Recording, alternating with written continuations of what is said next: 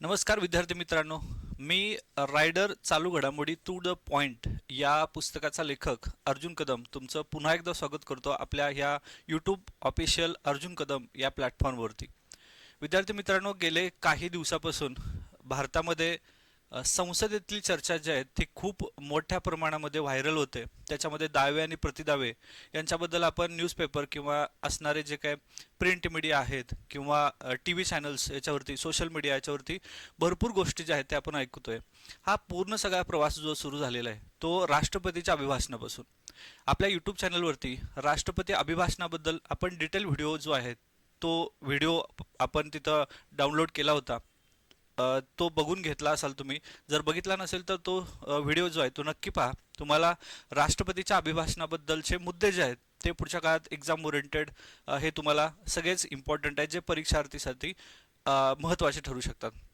आपल्या या चालू घडामोडी रायडर टू द पॉइंट या पुस्तकातून गट ब आणि गट क या नुकत्याच झालेल्या परीक्षेमध्ये गट परीक्षेमध्ये जवळपास 19 प्रश्न जे आहेत ते आले होते. आणि गट ब चा विचार केला तर पेपर हा थोडा टफ आणि मॉडरेट होता. 8 प्रश्न या पुस्तकातून आलेले होते. याच्यावरती मी व्हिडिओ बनवलेला आहे, तो नक्की बघा. आणि पुढच्या काळात याच्यावरती सहामाई जी आहे ती लवकरच येते. या सहामाईमध्ये इकॉनॉमिक्स जे आहे ते इकॉनॉमिक्समधला महत्त्वपूर्ण जो विषय आहे तो अर्थसंकल्प आणि आर्थिक पाहणी. तर विद्यार्थी मित्रांनो, आज आपण भारताचा अर्थसंकल्प जो सादर झाला त्याच्याबद्दल आपण समजून घेणार आहे. तर चला सुरुवात करूया सेशनला. या चॅनलला जर सबस्क्राईब केलं नसेल तर जरूर सबस्क्राईब करून घ्या, कारण असे नवीन नवीन व्हिडिओ जे आहेत ते तुमच्या एक्झाम ओरिएंटेडचे मी घेऊन येत असतो. आपलं official MPSC with the people हे टेलिग्राम चॅनल आहे, ह्याच्यावरती तुम्ही जॉईन व्हा. म्हणजे हे जे आपण शिकवतोय याची जी PDF आहे ती तुम्हाला तिथं या चॅनलवरती तुम्हाला भेटेल. आपलं ऑफिशियल यूट्यूब चॅनल आहे अर्जुन कदम, याला नक्की सबस्क्राईब करा, शेअर करा आणि बेल आयकॉन दाबा. म्हणजे ज्या ज्या वेळेस मी लाईव्ह येईल त्या वेळेस आपल्याला ते नोटिफिकेशन जाईल. आज आपण चर्चा करणार आहे युनियन बजेटची.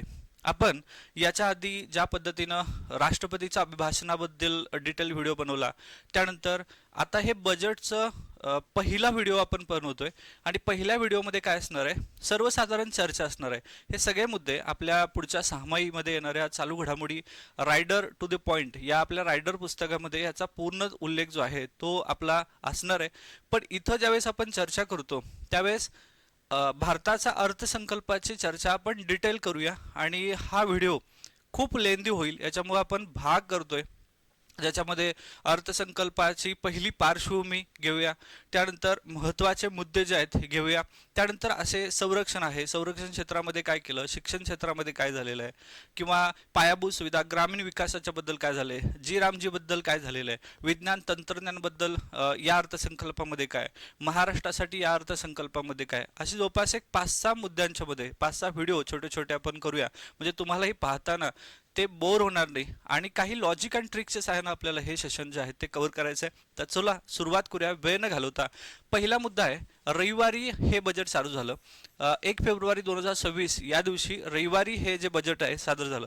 देशाच्या आत्तापर्यंतच्या इतिहासामध्ये संडे बजेट जर कुठलं सादर झालं असेल तर हे पहिलं बजेट आहे, ज्याला आपण संडे बजेट. रविवारची सुट्टी असताना सुद्धा शेअर मार्केट सुरू राहिलं आणि इतिहासामध्ये पहिल्यांदा रविवारी जे आहे ते रविवारी हे बजेट मांडलं गेलं.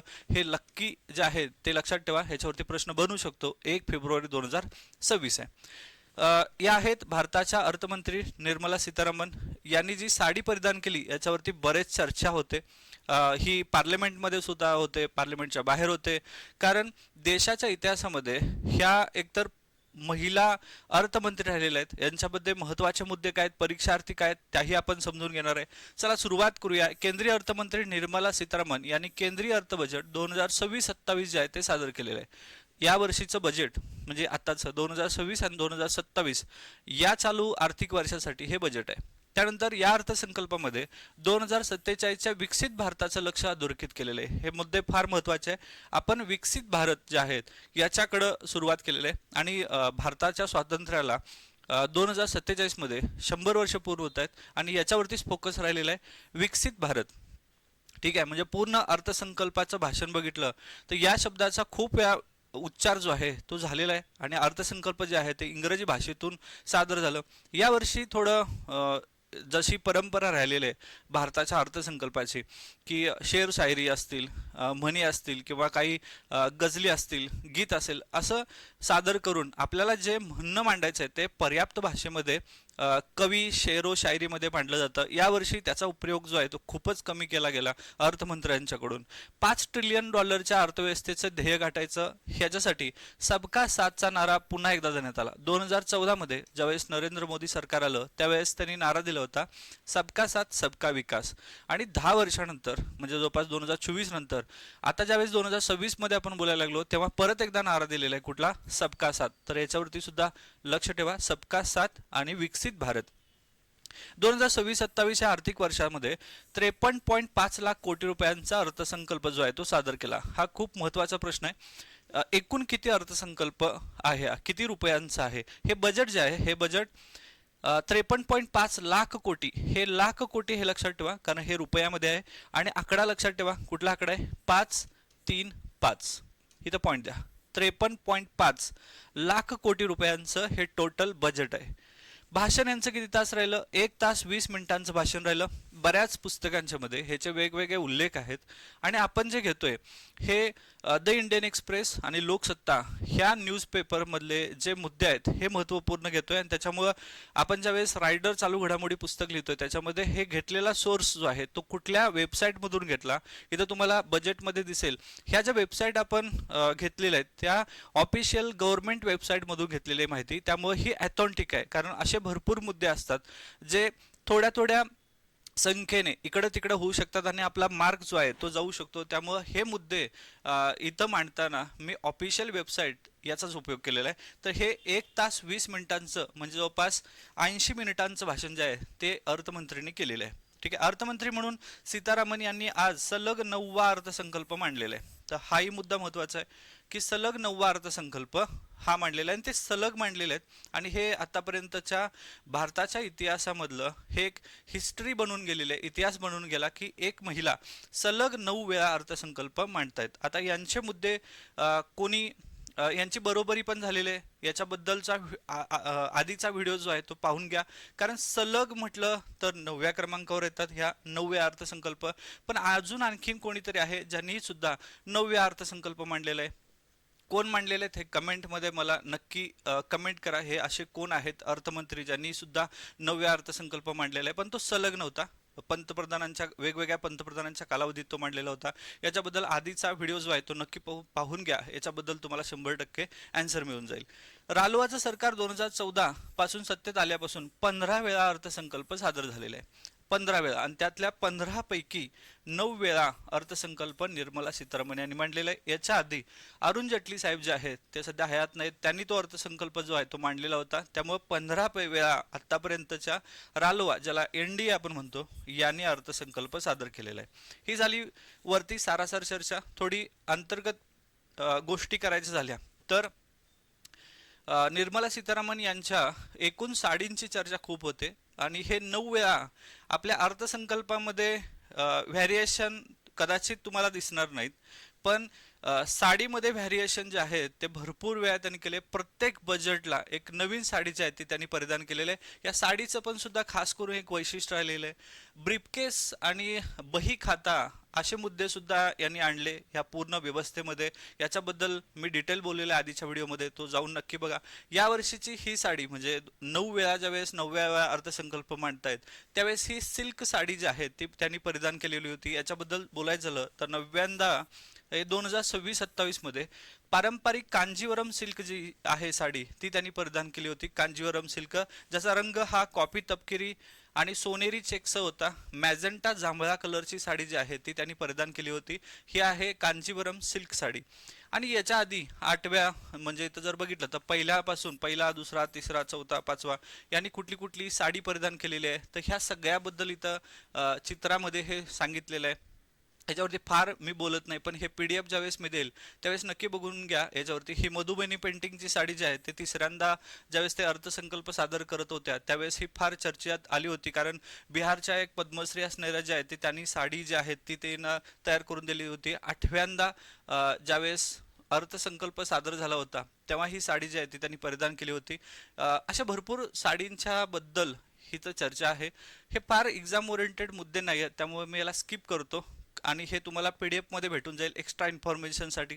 खास करून सरळ सेवेमध्ये वगैरे ज्यावेळेस एक्झाममध्ये तुम्हाला असा एखादा बाहेर प्रश्न येतो त्यावेळेस तुम्हाला याच्याबद्दलची माहिती असणं गरजेचं आहे. ठीक आहे, चला पुढे जाऊ. आता हे 1 2 3 4 5 6 7 8 आणि 9, हे 9वी साडी लक्षात ठेवा. कांजीवरम सिल्क साडी आहे, ती जांभळा कलरची साडी आहे. याला एक शब्दप्रयोग वापरलाय कटम, मॅजंटा जांभळा कटम. ठीक आहे, त्यानंतर पुढचे मुद्दे बघूया की अर्थसंकल्पातील 3 कर्तव्य. यावर्षी सगळ्यात महत्त्वपूर्ण चर्चा झाली ते 3 कर्तव्याबद्दल. आता हे 3 कर्तव्य कुठले कुठले आहेत तर इथं बघा, आर्थिक विकासाला वेग देऊन तो कायम राखणे हा एक मुद्दा आहे, ज्याच्यामध्ये उत्पादकता आणि स्पर्धात्मकता वाढवणे, बदलच्या जागतिक घडामोडींशी अनुरूप धोरणं जे आहेत ते आखणं. दुसरा मुद्दा आहे जनतेच्या अपेक्षा पूर्ण करणं, ज्याच्यामध्ये जनतेचे क्षमता विकसन, भारताच्या समृद्धीच्या मार्गावर त्यांना सशक्त भागीदार म्हणून सहभागी करून घेणं. आणि तिसरं सबका साथ आणि सबका विकास या दृष्टीनं प्रत्येक कुटुंब, समुदाय, प्रदेश आणि क्षेत्राला साधने आणि सुविधा, संधी उपलब्ध करून देणे, जेणेकरून त्यांचा अर्थपूर्ण सहभाग निश्चित होईल. आता हे 3 मुद्द्याच्या अंतर्गत चर्चापेक्षा महत्त्वाच्या ह्या 3 गोष्टी समजून घ्या. एक पहिली गोष्ट आहे आर्थिक विकासाला वेग प्राप्त करून देणं आणि तो कायम राखणं. 2 मुद्दे आहेत, आर्थिक विकासाला वेग द्यायचा आहे आणि तो कायम सुद्धा राखायचा आहे.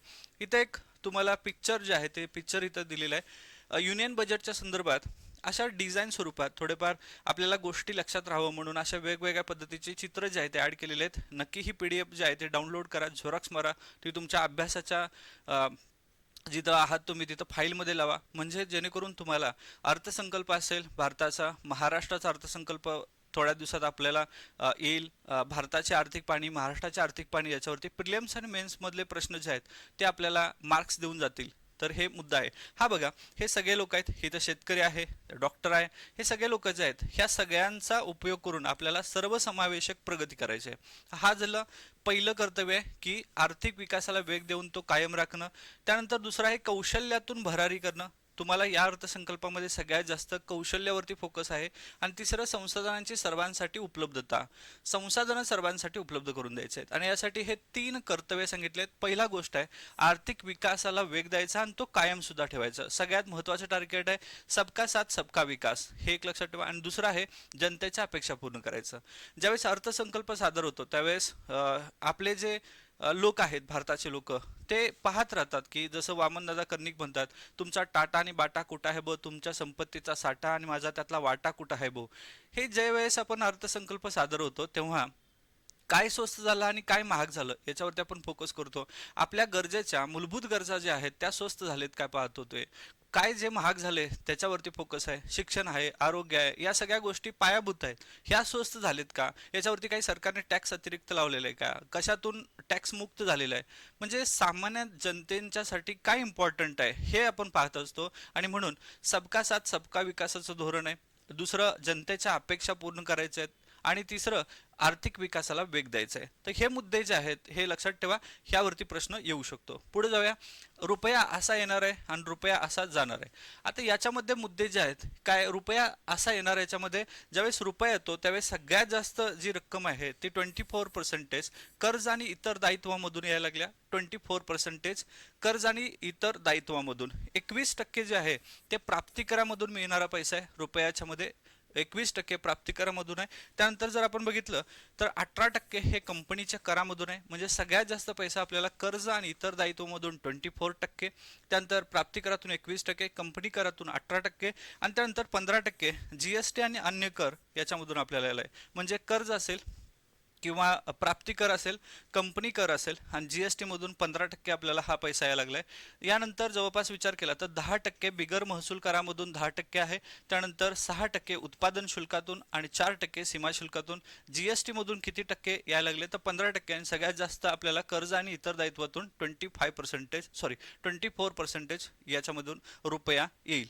आता रुपया जाताना विचार केला तर रुपया असा जाणार आहे. याच्यामध्ये सगळ्यात जास्त जर पैसा कुठं खर्च होत असेल तर हा 22% राज्यांचा कर याच्यावरती खर्चायला लागले. आता राज्यांचा कर याच्यामध्ये आतमध्ये आपण ज्यावेळेस टॅक्सेसचं विभाजन बघणार आहे त्यावेळेस राज्यांना जे कर ज्यावेळेस संकलित होतात, वितरण होतं, त्याच्यामध्ये जास्तीत जास्त संकलित टक्केवारी किती आहे, किती टक्के द्यायचं आहे, याच्याबद्दल वित्त आयोगाची शिफारशी काय आहेत आणि वित्त आयोगाने सध्याच्या शिफारशीनुसार सगळ्यात जास्त पैसा कोणाला दिलाय, एकूण तो किती वाटलेला आहे, ह्या सगळ्यावरती आपल्याला चर्चा करायचं आहे. तर हा मुद्दा लक्षात ठेवा. असा जाणारमध्ये राज्यांच्या करासाठी तो 22% खर्च होईल आणि 20% खर्च व्याज देयकांसाठी खर्च होईल. त्यानंतर 17% जो हिस्सा आहे तो केंद्रीय योजनेवरती खर्च होणार आहे. त्यानंतर 11% संरक्षणावरती खर्च होणार आहे, हे लक्षात ठेवा. 11% संरक्षणावरती, आणि त्यानंतर अनुदान आणि इतर खर्चावरती 7%, वित्त आयोग आणि इतर खर्चावरती 7%, केंद्र पुरस्कृत योजना याच्यावरती 8% खर्च होणार आहे. तर असा जाणार ज्यावेळी विचार करतो त्यावेळेस सगळ्यात जास्त पैसा राज्यांच्या करावरती जाणार आहे 22%, आणि ज्यावेळेस येणार आहे त्यावेळेस पैसा कर्ज आणि दायित्वावरती सगळ्यात जास्त पैसा येणार आहे. जीएसटी वरती 15% पैसा जो आहे तो येणार आहे. आता इथं ज्यावेळेस आपण चर्चा करू की या बजेटमध्ये सर्वसाधारण जी लोक होती, खास करून ज्यावेळेस बजेट सादर झालं, बाहेर जाऊन संसदेच्या आवारामध्ये मीडिया जी थांबली होती त्यामध्ये विरोधक जे आहेत ते विरोधक असं म्हणत होते की गरिबांचं कंबरड मोडलं, याच्यामधून गरीब हे गरीब राहणार, श्रीमंत हे श्रीमंतच जाणार, श्रीमंतासाठी हे सादर केलेलं बजेट आहे. आता आपण ज्यावेळेस राजनीती सोडून देऊ त्यावेळेस आपण एक जर विचार केला तर खरंच काय स्वस्त झालेलं आहे आणि खरंच काय महाग झालेलं आहे. जे महाग आहे ते पायाभूत आहे का, आणि स्वस्त झालेलं आहे त्याची गरज आहे का, हे ज्यावेळेस आपण विचार करतो त्यावेळेस महाग काय झालं आणि स्वस्त काय झालं. तर स्वस्त काय झालेलं आहे, हे स्वस्त होणार आहे. काय काय स्वस्त झालेलं आहे, लिथियम आणि ion battery, EVM lithium battery, म्हणजे हे जी लिथियम पासून लिथियमचे बॅटरी आहेत किंवा आयर्न बॅटरी आहेत ते स्वस्त झालं. याच्यावरती इलेक्ट्रिक वाहनांच्या वरती बळ मिळेल पुढच्या 1 वर्षामध्ये. फ्रोझन मासे, हे लक्षात ठेवा, हे स्वस्त झालेले आहेत फ्रोझन मासे.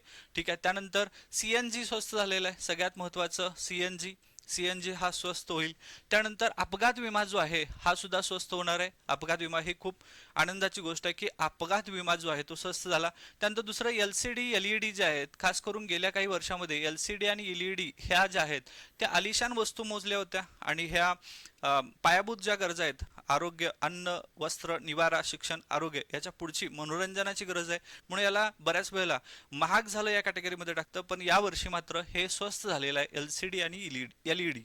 त्यानंतर क्रीडा उत्पादनं जी आहेत ती स्वस्त झाली आहेत, कारण भारत जो आहे आता पुढच्या काळात 2030 मध्ये राष्ट्रकुल कॉमनवेल्थ करतोय, ऑलिम्पिकसाठी आपली तयारी चाललेली आहे. या सगळ्यामध्ये क्रीडा उत्पादनं जे आहेत ते सरकारचं धोरण राहिलेलं आहे की ते स्वस्त करायचं.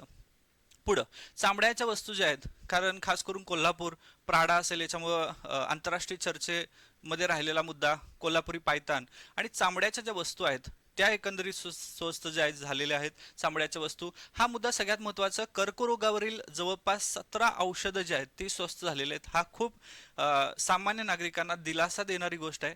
कर्करोगावरील 17 औषधं जी आहेत ती स्वस्त झाली. सगळ्यात जास्त आता फोपावलेला जो रोग आहे तो कॅन्सर आहे, आणि सरकारनं हे गिफ्ट दिलेलं आहे असं आपण म्हणू. 17 औषधं जे आहेत त्यांच्यामध्ये स्वस्त झालेले आहेत, आणि इतर जे 7 दुर्मिळ रोग आहेत याच्यावरती सुद्धा औषधं स्वस्त झालेत. म्हणजे हे लक्षात ठेवा, 17 आणि 7 हे 7-7 आहे, सरकारचं धोरणच आहे सबका साथ सबका विकास. तर 17-7 ही औषधं जी आहेत ती स्वस्त झाली. मधुमेहाची औषधं, दुसरा एक डायबिटीसचे पेशंट भारतामध्ये सगळ्यात जास्त व्हायला लागले, तर मधुमेहाची औषधं सुद्धा ही स्वस्त झालेली आहे. मोबाईल फोन स्वस्त झालेले आहेत. काही कालावधीमध्ये 2-3 वर्षामध्ये मोबाईल फोनच्या किमती ज्या आहेत ते प्रचंड वाढलेल्या होत्या. यावर्षी सरकारने मोबाईल फोन जे आहेत ते स्वस्त केलेले आहे. दुसरं, परदेशातील शिक्षण स्वस्त झालेलं आहे. आता बायोगॅस हा तर मूलभूत आहे, हा स्वस्त आहे. बूट किंवा चामड्याच्या वस्तू ज्या आहेत त्या दोन्ही स्वस्त करून टाकलेल्या आहेत. सागरी खाद्यपदार्थ, मग ते त्यातले खास करून फ्रोझन मासे असतील, सागरी खाद्यपदार्थ हे स्वस्त झालेले आहेत. मायक्रोवेव्ह ओव्हन हे स्वस्त झाले. सौर काच निर्मिती वापरल्या जाणारे सोडियम अँटीमोनेट हे स्टार करतो, हे लक्षात ठेवा. कारण सरकारचं सौर पंप असेल किंवा सौर उत्पादनावरती, कारण सध्या आपण सौर निर्मितीवरती आपण अपारंपरिक ऊर्जाचं जे टार्गेट ठेवलेलं आहे 2047 मध्ये ते खूप मोठं आहे. ते जर अचीव करायचं असेल 100-175 गिगावॅट, तर आपल्याला इथं सौर ऊर्जेवरती सोडियम ॲटोमेनेट जे आहे ते स्वस्त केलेलं आहे. याच्यासाठी सौर काच निर्मितीसाठी वापरले जाणारं सोडियम अँटीमोनेट हे जे आहे ते स्वस्त केलेलं आहे. ह्याच्यावरती प्रश्न येऊ शकतो. वैयक्तिक वापरायच्या आयात केलेल्या वस्तू, परदेशातील प्रवास स्वस्त झालं, परदेशातील शिक्षण स्वस्त झालेलं आहे. परदेशात पैसे पाठवणं, याच्यावरती शिक्षण आणि अन्न उपचारासाठी जे पैसे पाठवत होते लोक भारतातले ते सुद्धा स्वस्त झालेलं आहे. म्हणजे जवळपास विचार केला तर सर्वसामान्यांच्या औषधं स्वस्त झाली, चामड्याच्या वस्तू स्वस्त झाल्या, परदेशातील एज्युकेशन स्वस्त झालं. त्यानंतर इथं एक सगळ्यात महत्त्वाचं आहे की सागरी खाद्यपदार्थ किंवा इथं सौर खाच निर्मितीसाठी वापरलं जाणारं सोडियम अँटोमिनेट हे जवळपास स्वस्त झालेलं आहे. म्हणजे एक सामान्यांना दिलासा देणारी गोष्ट आहे. पण महाग काय काय झाले, तर महागमध्ये PVC फ्लेक्स सीट जे आहेत ते महाग झालेले आहेत. सगळ्यात महत्त्वाचं स्टार करतो मी, भंगारच महाग झालेलं आहे. तर हे लक्षात ठेवा, भंगार महाग झालेलं आहे. ठीक आहे. दुसरं, परदेशी परफ्यूम जे आहेत हे जरा आलिशान आहेत, त्यामुळे परदेशी परफ्यूम जे आहेत ते महाग झालेले आहेत. खनिज महाग झालेले आहेत, ट्रेंडिंग महाग झालं, महागडी घड्याळं जी आहेत ती महाग झालं. म्हणजे सर्वसामान्यांना हे परवडणारं नाही आहेत अशा वस्तू ज्या आहेत ते सरकारने महाग केलेले आहेत. दुसरं, परदेशी मद्य जे आहे हे सुद्धा आलिशान, हे सगळे जे आहेत हे चैनीच्या गरजा आहेत, वस्तू आहेत, हे महाग झालेलं आहे. परदेशी परफ्यूम असेल, परदेशी मद्य, महागडी घड्याळं, त्यानंतर ट्रेडिंग, हे सगळं महाग झालंय. खनिज मात्र महाग झालेले आहेत. तंबाखूजन्य उत्पादनं जे आहेत ही सुद्धा महाग झालेले आहेत, कारण ही सुद्धा अंमली पदार्थ, तंबाखूजन्य पदार्थ हे महाग झालेले आहे. कॉफी व्हेडिंग मशीन जे आहेत ते सुद्धा महाग झालेलं आहे. इथे जर आपण बघितलं तर मायक्रोवेव्ह ओव्हन जे आहे ते मायक्रोवेव्ह ओव्हन स्वस्त झाले, पण इथं कॉफी आणि व्हेडिंग मशीन जे आहेत ते महाग झालेले आहे. खतं महाग झाले. सगळ्यात वाईट बातमी आहे शेतकऱ्यांसाठी. भारत हा कृषीप्रधान देश आहे, तरी सुद्धा खतं जे आहेत ते खतं स्वस्त करायला पाहिजे होती सरकार, पण ती महाग झालेली आहेत खतं. परदेशी दूरचित्रवाणी संच जो आहे तो महाग झाला. कॅमेरे महाग झालेले आहेत. ध्वनी मुद्रण प्रणाली यंत्र महाग झालेले आहेत. प्राणी संग्रहातील आयात प्राणी किंवा पक्षी जे आपण खास करून दुसऱ्या देशातलं मागवायला लागलोय ते मात्र महाग झालेले आहे. तर आपल्याला जवळपास इथं फटका कुठं दिसतो, शेतकरी यांना फटका जास्त होतो, कारण इथं शेतीसाठी वापरले जाणारे सगळ्यात महत्त्वाची खतं जे आहेत ती महाग झालेली आहेत. आणि त्यामुळं आपण जर आपण बघितलं तर संतुलित बजेट जे आहे ते कुठं तर आपल्याला वाटायला लागतं. याच्यामध्ये परत एकदा इथं पिक्चरमध्ये तुम्हाला दिसत असेल, महागमध्ये वैद्यकीय उपकरण, सिगारेट, दारू, गुटखा हे सगळं महाग झालेलं आहे. भंगार आणि खनिज महाग झाले. Option trading, PVC flex sheets, interactive flat panel display हे सगळे महाग झालेत. तर कुठेतरी सरासर संतुलित बजेट जे आहे ते आपल्याला वाटतं, आणि शेतकऱ्यांसाठी जो थोडा निराशाची गोष्ट आहे, खते जे आहेत ती महाग झालेली आहेत. आता यामध्ये जर विचार केला तर टोटल बजेट जे आहे ते आपण किती लाख कोटी रुपयाचं म्हटलं होतं, तर आकडा होता 535 लाख कोटी रुपये, म्हणजे 53.5 लाख कोटी रुपयाचं हे बजेट आहे. या बजेटमध्ये वितरित झालेला जो पैसा आहे याच्यामध्ये क्रम जो आहे तो आयोग प्रश्न विचारू शकतो की बाबा याचा क्रम कसा राहिलेला आहे. तर जर आपण मोठ्या मोठ्या गोष्टीच्या विचार करू, सगळ्यात जास्त पैसा सरकारने कुठं गुंतवलेला आहे, तर तो दिसेल आपल्याला वाहतूकवरती. वाहतूकवरती महत्वाच्या खात्यांची तरतूद कोटी रुपयामध्ये, हे सगळे कोटी रुपये आहेत. वाहतुकीमध्ये 5,98,520 कोटी रुपये जे आहे ते सरकारने गुंतवलेले आहेत. डायरेक्ट थेट आकड्यासहित आयोग विचारायला लागले, एक सगळ्यात जास्त पैसा कुठे गुंतवला आहे, सगळ्यात कमी पैसा कुठे गुंतवलेला आहे, सगळ्यात जास्त पैसा आणि तो किती गुंतवलेला आहे. तर हे लक्षात ठेवा, हे आकडे आपल्याला पाठ होणार नाहीत, जरी झाले तर ते थोड्या दिवसानंतर विसरतील. पण आपण असं सरासर विचार केला, 5,98,520 रुपयाचा विचार केला तर लाख कोटी रुपयामध्ये, त्यावेळेस आपण सर्वसाधारण असं म्हणू की हे 5 लाख म्हणण्यापेक्षा 5,98,000 म्हणजे जवळपास 6 लाख, 6 लाख कोटी रुपये जे आहेत हे 5,98,520 म्हणजे 6 लाख अप्रॉक्सिमेट वाहतुकीमध्ये गुंतवलेले आहेत. म्हणजे हे स्टार लक्षात ठेवा, वाहतुकीमध्ये सगळ्यात जास्त पैसा गुंतवला आहे. आणि भारताचे वाहतूक मंत्री जे आहेत, जे परिवहन मंत्री ते आहेत नितीन गडकरी साहेब. तर सगळ्यात जास्त पैसा कुणाला मिळणार आहे, गडकरी साहेबांच्या मंत्रालयाला मिळणार आहे वाहतूकसाठी. 6 लाख जवळपास रुपये, म्हणजे 5,98,000 समथिंग रुपये आहेत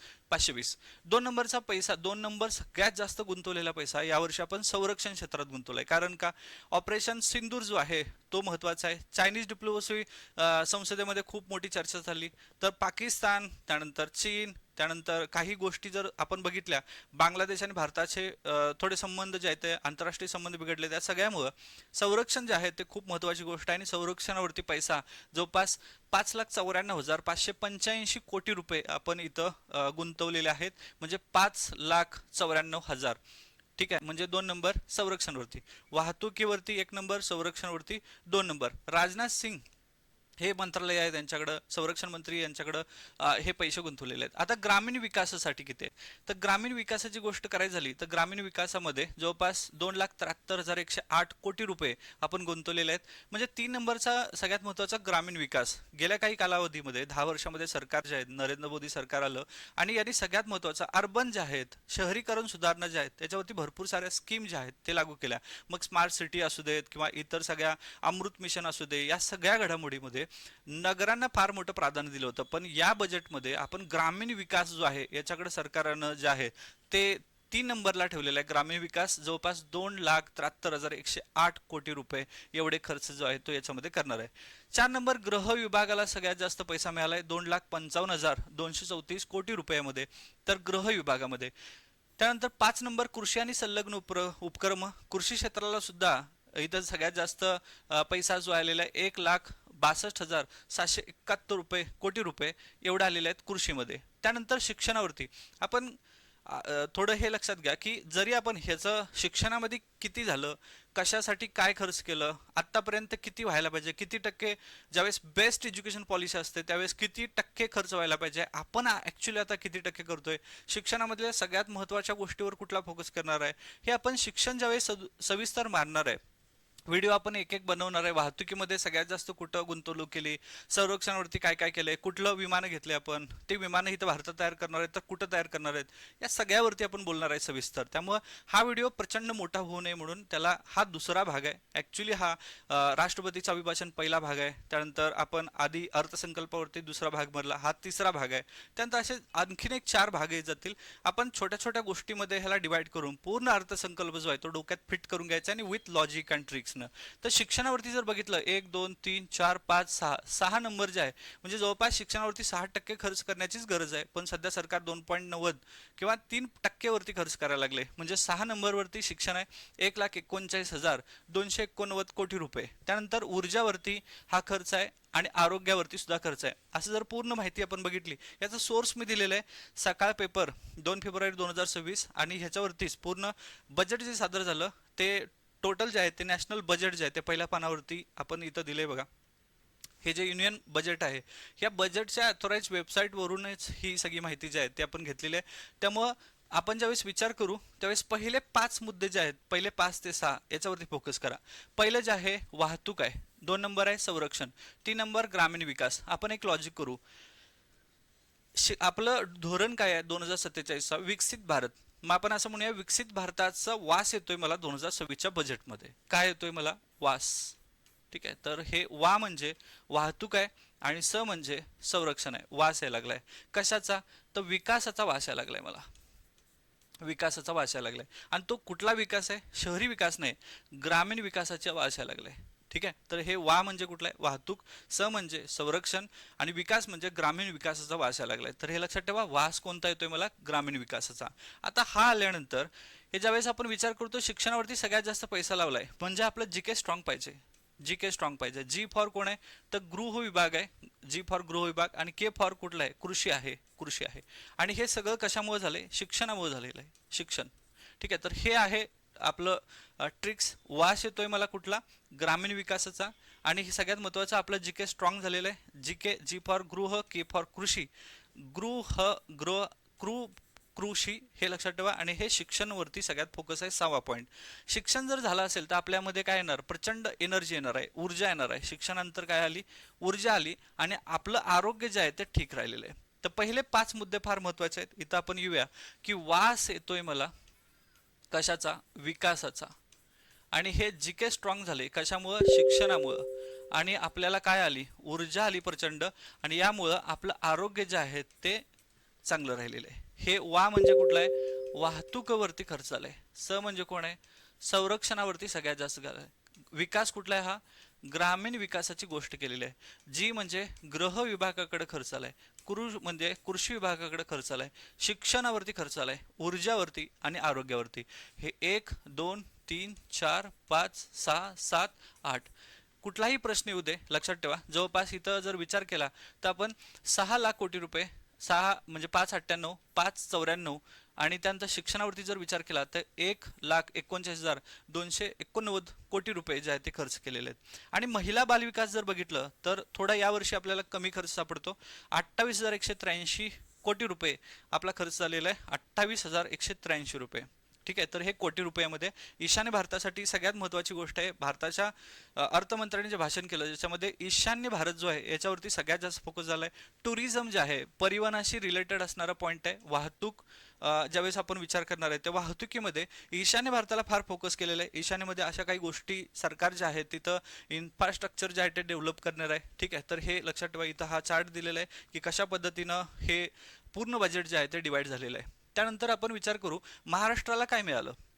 एकंदरीत महाराष्ट्राला यावर्षी 98,000 कोटी रुपये जे आहेत ते मिळालेले आहेत. हे लक्षात ठेवा, महाराष्ट्राला 98,000 कोटी रुपये मिळाले. 2,000 कोटी जर एक्स्ट्रा झाले असते तर बरोबर आपल्याला आकडा लक्षात राहिला असता, पण 98,000 कोटी रुपये मिळालेत. गेल्या वर्षीच्या बजेटपेक्षा यावर्षी आपल्याला 10,312 कोटी रुपये जास्त मिळालेले आहेत. म्हणजे हे लक्षात ठेवा, 10,312 कोटी रुपये जास्त मिळाले, 98,000 कोटी रुपये मिळालेले आहेत. मग आपण जीएसटीच्या परताव्यामध्ये सगळ्यात जास्त जीएसटी संकलन जे आहे ते भारताला देत असतो. मग ज्यावेळेस वितरण होतं त्यावेळेस हे आपलं महाराष्ट्र एक नंबरला आहे का? अजिबात नाही आहे. आपलं महाराष्ट्र एक नंबर, 2 नंबर, 3 नंबर, 4 नंबर मध्ये कुठंच नाही आहे. एक नंबरला सगळ्यात जास्त सर्वाधिक निधी मिळालेलं राज्य या बजेटमधून उत्तर प्रदेशला एक सगळ्यात जास्त निधी मिळालेला आहे. असं टोटल जर निधी पकडला तर हे बघ लक्षात घ्या, 16व्या वित्त आयोगाच्या शिफारशीनुसार केंद्रीय करारातून राज्यांना लोकसंख्येच्या प्रमाणात 41% निधी मिळणार आहे. हे लक्षात ठेवा, 41% निधी मिळणार आहे. आणि हा निधी आत्ताच्या बजेटच्या म्हणजे आपण 5,3,5,00,000 कोटी रुपये ह्याच्या जवळपास 15,000 15,26,254 कोटी रुपये जे आहेत हे एवढे पैसे टोटल राज्यांना मिळालेले आहेत. आणि ते किती टक्के? 41% हे निधी आहेत. यामध्ये सगळ्यात जास्त पैसा मिळालेला आहे उत्तर प्रदेशला. तर 1 नंबर यूपीला मिळाला आहे, 2 नंबर बिहारला मिळालेला आहे. म्हणजे हे लक्षात ठेवा, यूपी बिहार हे 2 नंबर म्हणजे 1 नंबर 2 नंबर मध्ये यूपी बिहार. 3 नंबर विचार केला तर मध्य प्रदेश आहे. ठीक आहे, जर हे लक्षात ठेवा, उत्तर प्रदेशचे मुख्यमंत्री योगी आदित्यनाथ, बिहारचे मुख्यमंत्री नितीश कुमार, गेल्या 2-4 वर्षामध्ये बिहारला, तामिळनाडूला हे निधी जे आहे ते सगळ्यात जास्त आहेत. केंद्र सरकार जे आहे ते तरलेलं आहे या दोन राज्यावरती, कारण सध्या सपोर्ट जो आहे तो नितीश कुमारांचा पक्ष असेल किंवा चंद्रबाबू नायडू यांचा पक्ष आहे. आणि त्यामुळं यातले परतावे जे आहेत ते सगळ्यात जास्त त्या राज्यांना आहेत. गेल्या वर्षीच्या बजेटमध्ये जर विचार केला तर इथंच तुम्हाला हा निधी खर्च झालेला दिसेल. तर इथं पण ते झालं. यूपीमध्ये 1 नंबर 2 नंबर, बिहारमध्ये 3 नंबर, मध्य प्रदेशमध्ये हे सगळ्यात जास्त 3 नंबर आहे. आणि 4 मध्ये पश्चिम बंगालमध्ये. तर पश्चिम बंगालमध्ये यावर्षी थोडं ज्याला आपण म्हणूया की नवीन आहे, कारण केंद्र सरकारच्या प्रत्येक गोष्टीला विरोध. आता अलीकडे बघितलं असाल तुम्ही, केंद्रीय निवडणूक आयोग वर्सेस पश्चिम बंगाल, ममता बॅनर्जी हे दिसतील तुम्हाला. पण इथं निधींच्या वाटपामध्ये 4 नंबरला निधींचा क्रमांक आहे. म्हणजे 1 number UP, 2 number Bihar, 3 number Madhya Pradesh आणि 4 नंबर पश्चिम बंगाल. महाराष्ट्राला किती रुपये मिळालेत? 9,000 कोटी रुपये मिळालेत. आणि एकूण याचं विभाजन जे आहे 41% हे कुठल्या वित्त आयोगाने शिफारस केली होती? तर 16व्या वित्त आयोगाने शिफारस केली होती. ठीक आहे, तर हे लक्षात घ्या. आता आपल्याला पुढच्या भागामध्ये अर्थसंकल्पामधल्या महत्त्वाच्या गोष्टी काय होत्या, अर्थसंकल्पातल्या मुख्य बाबी. तर एकूण मिळून इथं 15 बाबींचा विचार करायचा आहे आपल्याला.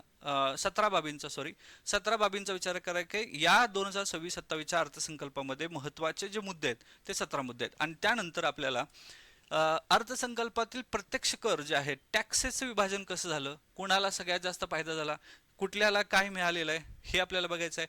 इथं बँकिंगसाठी ज्या समित्या, नवीन समिती गठन होणार आहे बजेटच्या भाषणामध्ये होतं. मग आत्तापर्यंतच्या सगळ्या बँकिंगच्या कमिट्या ज्या आहेत हे कशासाठी स्थापन झाल्या होत्या? जवळपास 13 कमिट्या आहेत, त्यांचे अध्यक्ष दिलेले आहेत. ते कशासाठी स्थापन झाली याच्यावरती भरपूर प्रश्न आयोगाने विचारलेले आहेत. तर हे पुन्हा मुद्दे जे आहेत ते चर्चेला येतात. आणि आपल्याला बघायचं आहे संरक्षणावरती काय खर्च झाला. तर संरक्षण जे आहे ते वास 2 नंबरचा खर्च आहे ज्याच्यामध्ये, आणि सगळ्यात जास्त पैसा जो आहे तो 2 नंबरमध्ये इथं खर्च झाला आहे. आपण काय काय घेणार आहे इंडिया डिफेन्स बजेटमध्ये? राफेल घेणार आहे का? कुणाकडून काय काय घेणार आहे? कुणाला काय देणार आहे? या सगळ्यावरती जगाच्या तुलनेचा विचार केला तर सोर्स जो आहे तो संरक्षण मंत्रालयाचा सोर्स आपण वापरतोय, ज्याच्यामधून संरक्षण क्षेत्रात सर्वाधिक खर्च जे आहे ते कुठल्याकडून घेतलेला आहे? सगळ्यात जास्त खर्च सध्या कोण करतंय? अर्थसंकल्पामध्ये कृषीची व्याप्ती काय आहे? कृषीवरती काय पैसा दिले? कशासाठी पैसा खर्च झालेला आहे? कुठं कुठं झालेला आहे? काय योजना ज्या आहेत ते नवीन महिलांच्यासाठी आणणार आहे? त्यानंतर प्रधानमंत्री कृषी धनधान्य योजना, याच्यामध्ये काय तरतूद आहे का? मिशन आत्मनिर्भरता जे येते हे नेमकं काय, याच्याबद्दल जाणून घेणार आहे. रेल्वेच्या एकंदरीत बजेटवरती नवीन रेल्वे किती प्रस्थापित आहे, महाराष्ट्राला कुठली रेल्वे मिळालेली आहे का, बुलेट बद्दल काय सांगितलेलं आहे, अशा एक एक पॉईंटसाठी विज्ञान आणि तंत्रज्ञानामध्ये काय. म्हणजे लक्षात ठेवा, इकॉनॉमिक्समध्ये महत्त्वाचे जे मुद्दे आहेत त्या प्रत्येक मुद्द्या धरून प्रत्येक मुद्द्यांच्या आधारे त्या त्या मंत्रालयाला काय निर्माण झाले, सरकारने नवीन कुठलं धोरण आणलंय का, आधीच्या धोरणामध्ये सरकारची काही पॉलिसी नवीन बदलली आहे का, त्याचं नाव बदललंय का, सगळ्यात महत्त्वाचं हा मुद्दा आहे की त्यासाठी कुठली नवीन समिती आली आहे का, या सगळ्यावरती आपण सविस्तर बोलणार आहे. त्यामुळं चॅनलला सबस्क्राईब करा आणि पुढच्या भागामध्ये नक्की आपण नवीन गोष्टीबद्दल जाणून घेताना आधीचे असणारे दोन सेशन जे आहेत ते बघा, आणि त्यानंतर आपण आता ॲक्च्युली बजेट जे आहे ते सुरुवात करतोय. बजेट सादरीकरण नेमकं कसं झालं, कुणाला काय मिळालं, आणि याच्यामध्ये लॉजिक अँड ट्रिक्स घेतल्यानंतर आपण हे बजेट परफेक्ट डोक्यात ठेवणार आहे. येणाऱ्या मेन्समध्ये आणि प्रिलिम्समध्ये बजेटवरती प्रश्न जर आला, भारताचा टोटल बजेट किती लाख कोटी रुपयाचा आहे, 535 53.5 लाख कोटी रुपये. संरक्षण क्षेत्र किंवा ह्याच्यामध्ये पहिले 5चा वितरित झालं. वास मला येतोय ग्रामीण विकासाचा, जी के स्ट्रॉंग आहे, शिक्षण, त्यानंतर ऊर्जा आणि आरोग्य, हे तोंडपाठ असलं पाहिजे. तर भेटूया पुन्हा सत्रात. सेशन जे आहे ते जर आवडलं असेल तर नक्की कमेंट करा. तोपर्यंत थांबतो. जय हिंद.